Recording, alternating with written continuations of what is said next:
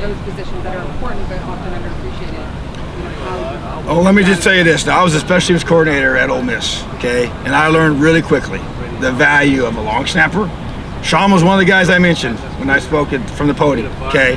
And we scholarship that guy right out of high school. We go and we find the best long snapper in America and put him on scholarship. Why? Because that is a critical position, okay? Every point matters. We talked about our kicker. We talked about our punter. Our return specialist, okay? Special teams are a huge way for us to win football games. So, but yeah, it's my experience as a special teams coordinator. I've lived it when those things aren't right, okay? And it's not a good feeling, to be able to not cover, because you're kicking to great athletes every time you kick off and every time you punt. They're best, most skilled guys back there catching the ball. And so you got to have great coverage. So to me, emphasis on special teams is not an accident. Coach, I noticed you have quite a few players from the transfer portal. Given the new rules of the transfer portal not having to sit, how are you viewing that as an opportunity for your team, and how are you convincing guys from all over to come to Indiana? Well, we did use it more this year than ever before, and but the consistent theme was, man, finding guys that fit with you, and that was my number one objective. So if you look at it, there's a lot of guys, there's relationships, whether it's with myself, and we recruited that young man already before, and he chose to go somewhere else, which was the case for several of those guys, or one of our coaches coached them, or one of our coaches recruited them heavily, or somebody on our staff worked with this guy, or just that there's a connection to know, does he fit with us? And and I love now, we're kind of the point where guys will say, hey, he's an Indiana guy.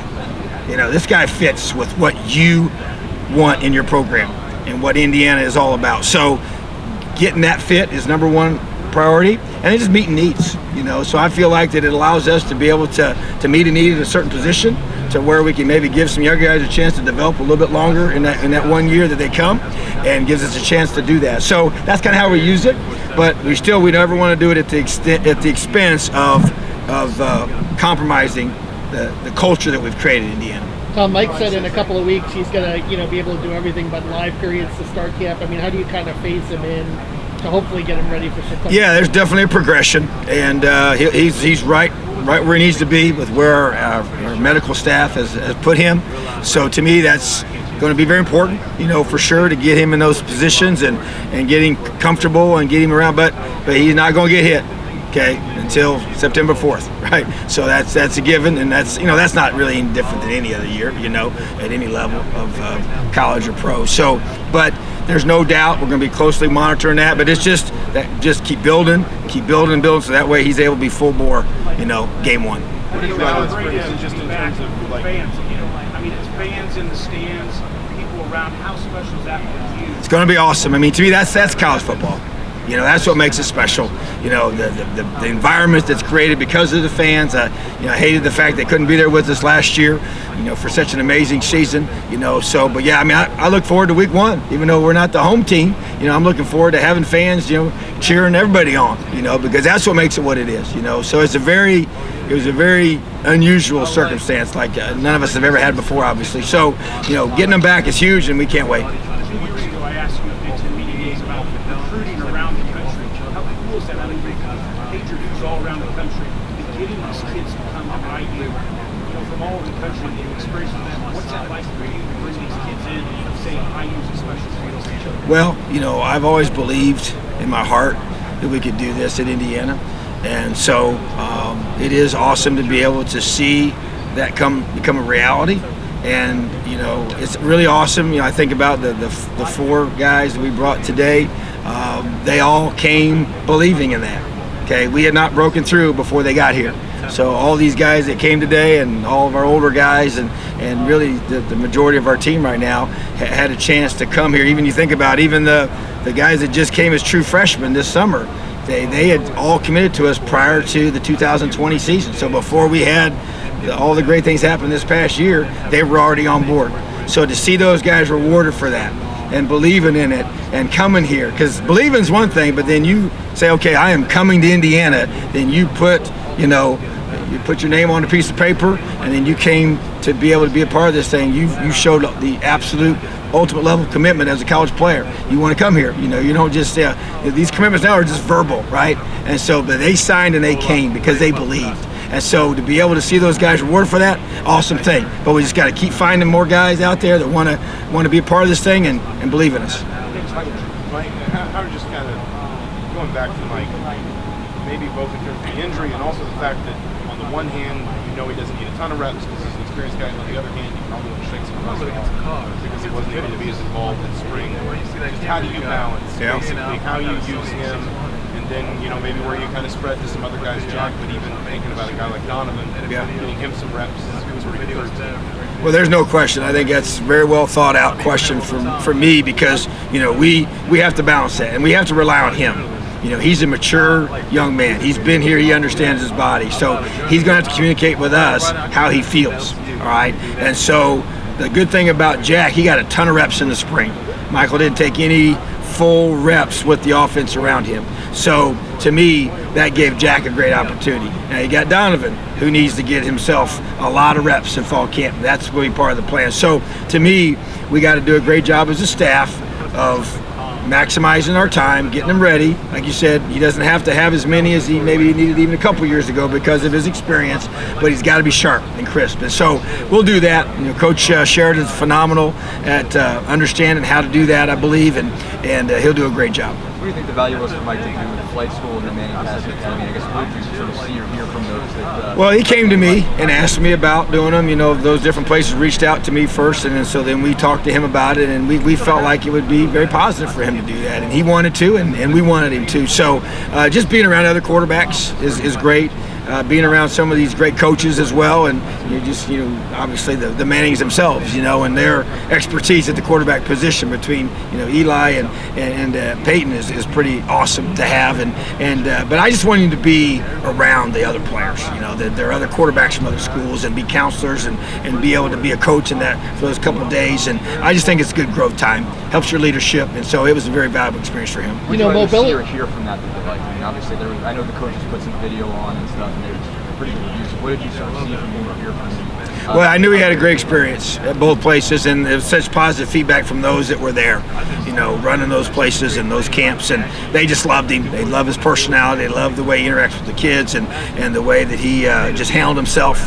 Obviously very impressed with his arm talent and his ability to make the throws during the drill work that they did. And that's why it wasn't like they just go there to be counselors. They go there they have their sessions to work as well. So to me, they were very, very complimentary of him, but I wasn't surprised. Mobility has been such a part of Mike's game, even since the beginning. But how do you balance that with the injury history going into the season? The fact that I think you got to be smart, and we've had a lot of discussions about that as a staff, but it is live tackle football. I keep saying it, but it's the truth. And everybody on defense is trying to get to the quarterback, right? So he knows that too, so he's not going to play, in fear of that. He just got to let it rip. But we got to be smart. I think there's an understanding of where we want to put him intentionally into those situations, limit those, but he's got to play the game, and he knows that.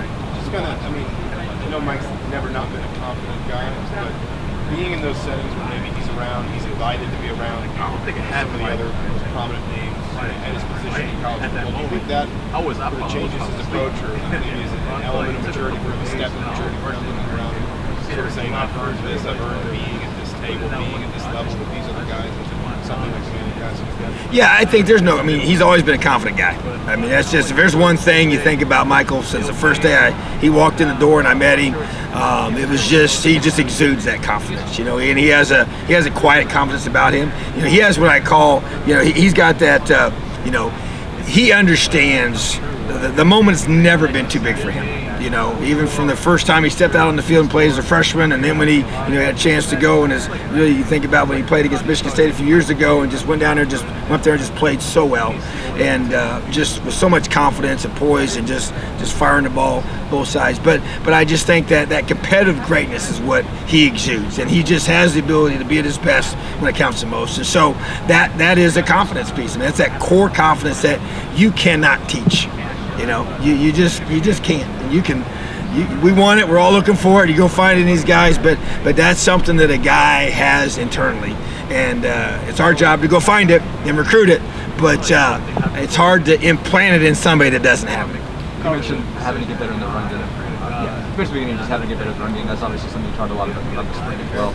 how much progress do you think you made in the spring? How much further do you need to go, I guess, to be at least where you want to be at the start? Yeah, I like the progress that we made, you know, and definitely want to build off of it in fall camp, you know, and so, but that's a critical part. I think, you know, just, you know, going out and getting this guy like Stephen Carr to give us some more depth at a critical position. We got a bunch of really good players at that position, but several of them are untested, right?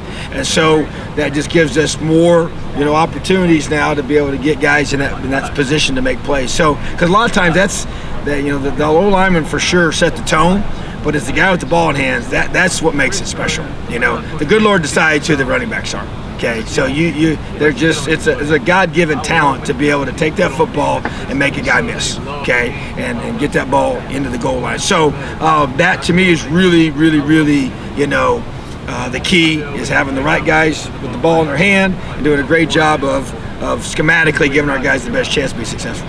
Coach, you have Iowa week 1. What are your impressions of running back Tyler Goodson, and what makes it difficult to game plan against him? You know, he's a stud. Now, I've watched a lot of film on him. I tell you what, he's extremely patient as a runner. I love the way he just, you know, knows how to cut and when to cut. I just been impressed with him. I mean, some guys just have that ability to be very effective. He's very efficient as a runner, and he's got a really good offensive line in front of him. And so he's kind of what we were just talking about. You know, they got a combination of both with him. You know, you got a talented running back, you got a big old strong offensive line that does a really, really good job. So very impressed. And when you play Iowa, you better stop the run. Beyond health-wise, you picked up anything in the summer? Is anybody kind of maybe slow getting back from something they were carrying in the spring? You know, overall, I would say pretty good. We'll know more when we get into fall camp as far as how kind of the post-surgery guys respond to the day after day after day of hitting and tackling and all this good stuff. So to me, that's the key, is trying to figure out who,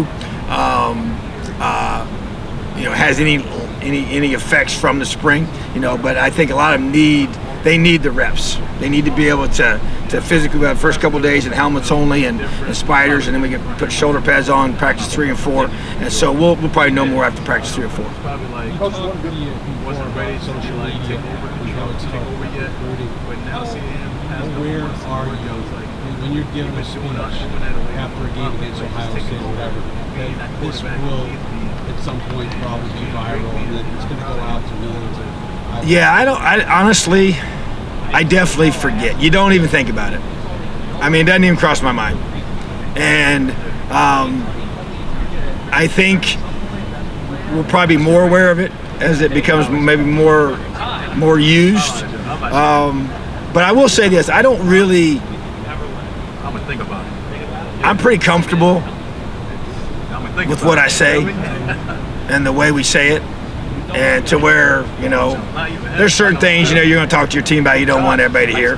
But as far as how I say what I say, you know, or out of emotion, you know, I just feel like that, you know, and we have control over that. If we have something we don't want to put out there, we tell them not to. But yeah, no, you definitely, trust me, I'm not thinking, oh, they're going to see that. No, it's all unscripted, from the heart, let it rip.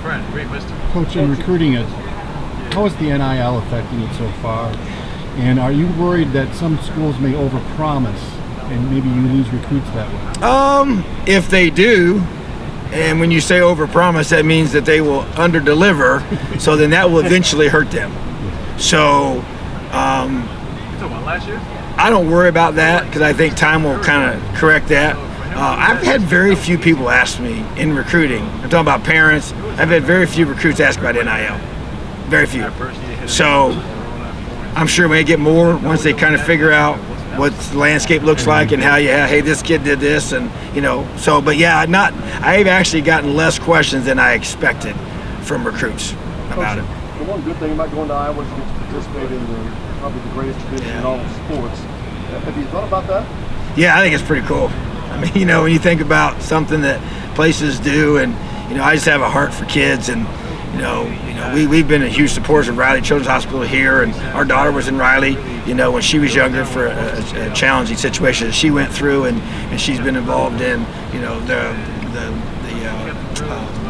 fundraising for Riley Hospital, you know, at Bloomington South, and so I just really have a special place in my heart for that. So yeah, I think that's pretty awesome, and and I think that's I'm looking forward to be part of that. Do you think handling hostile road environments is going to be a little bit of an adjustment for you guys considering last year?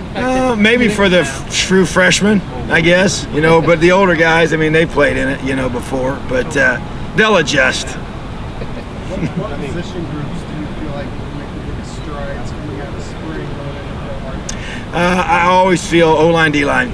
I mean, that's depth. We got to have some young guys on both sides of the ball in those positions, elevate their play. Really, really looking forward to that. But they need to, I mean, that's just a huge part of our growth as a program. And excited about the other positions. Think we got a lot of good players there, but everybody's got to elevate. You want to do something special. You want to do something that hadn't happened in almost 60 years. You better have everybody elevating their game. $1 athletes like Nick said? No, we don't. So yeah, isn't that interesting? Yeah, wow. Definitely, I heard our players talking about that now. For sure. You talked about your return game is one area you thought you could better at. Yeah. To me, I think just creating explosive plays in that return game to me is a critical part. I feel like that you basically you just get first downs by that, and I want to make sure we especially punts, because kickoffs can be such a with the way they kick now and the rules and different things, and so you got to be strategic in how you utilize that. But to me, the punt, you got to be able to make it pay. Is that some of that confidence because of DJ Matthews? Yes. Mm-hmm. Yeah, and I expect us to be able to maximize those guys. And I think David Ellis, to me, he's one of our most gifted players. Okay, and he had an injury last year, and he just really never recovered from it, and just always kind of seemed to hinder him. And so I'm anxious for him to do what I know he can do. Well, you came in 2016, right? You came in, took over the defense as a DC. You had 3 words: tackling, takeaways, and effort. And encompassing all that, you told the defense that without Elio, we wouldn't be here, right? You single-handedly changed over that 1 year defense as far as being a top 25. And throughout this time, you became a head coach, you've broken through barriers, and you were relentless. What's on the horizon for your players? Well, that's a great question, Lino. I think what's on the horizon is I want to see our team live out the belief that we can do what I believe we could do when I first got here, which is to win a Big Ten championship. And I understand that's a challenging goal to have. I understand that many people didn't agree with me when I said that we are eventually going to do that, with our time here, with this program. And we have recruited a team and built a team to believe that. And as the players that are part of our team know now, that have been here long enough, that I was just talking with Peyton Hendershot 2 days ago, and he said, Coach, he's just reminiscing about how different this team is from when he got here, and to be able to see the culture change and see the expectation change and to see the change on the field. But he was more talking about the way the players believe and the way the players work and the way the players now talk about doing those kinds of things. And so to me, I want our players to live out what it feels like to do something that hasn't happened in Indiana in 54 years, okay? And so, but there's a reason why it hasn't happened in 54 years. It's hard, okay? And it's really tough. And we're not promised anything. And that's why we're chasing greatness. Because, there's no doubt in our world, greatness is defined as winning a Big Ten championship, okay? That's the ultimate for us in our program. And so, but who you become along the way of chasing after that greatness is really the true value of what you benefit from being a part of this program. And so I'm excited to be on that chase with these guys. As you've been chasing these past 6 years, who would you say is your best 6-year player? My best 6-year player, man. That's got to be Marcelino Ball. And you know, I tell you what, because he's standing right there, he told me he's been here the exact length of time that I've been here. So he now says, I think I need a pension from Indiana because I'm now going on year number 6. I said, you know what? I'll have to take that up with the administration. So, but no, man, it's been awesome to see you grow and develop and mature as a man. You're awesome. Appreciate you, Coach. Appreciate you, buddy. Love you. Coach, who is a guy, either an experienced player or a newcomer, who's kind of under the radar that you're looking for a breakout season out of? Yeah, you know, as you go through and you think about our team and Tim Weaver kind of comes to mind to me. You know, he's the guy maybe that others may not have seen a lot of or talk a lot about, but I expect him to have a great season. I really do. I noticed it in the spring. I felt like, you know, even just our initial meeting, you know, and I talked many times about meeting with our players right after we got back from the bowl game and getting ready for the second semester, and just the way he handled himself, and I could just tell he was ready to take that next step, you know, in our program, you know, and I think, you know, I don't know if it's you know, Miles Marshall would be another one that sticks out to me. You know, I believe it's his opportunity and time to elevate his game and put himself in position to make plays consistently, and I know he's worked extremely hard to that end. And those, and I think Raheem Lane's another guy. I know he set out last year and because of an injury, and you know, we kind of could have played him in the bowl game maybe, but just didn't feel like that was really probably fair to him, even though I know he wanted to, because he probably wasn't totally ready, and we definitely needed him, you know, with some depth issues at that point in the season. But I know how hard he's worked to get back, and he had a phenomenal spring, I felt, and I'm looking forward to him having a great season as well. Seems like the hiring of Dylan McCall has really continued to bring benefits to you. Yeah.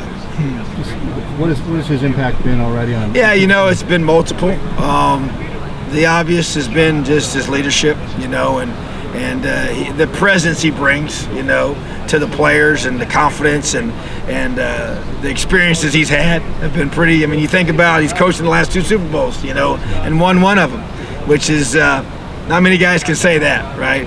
And so, but the thing that I love the most about Dylan is he chose to come here. You know, he chose to leave the Chiefs and chose to come to Indiana, and that's pretty awesome. You know, and he wanted to be a part of our program. So, you know, I don't know if there's a better testament to what we're building, what we're doing, as a guy like that made that decision on his own.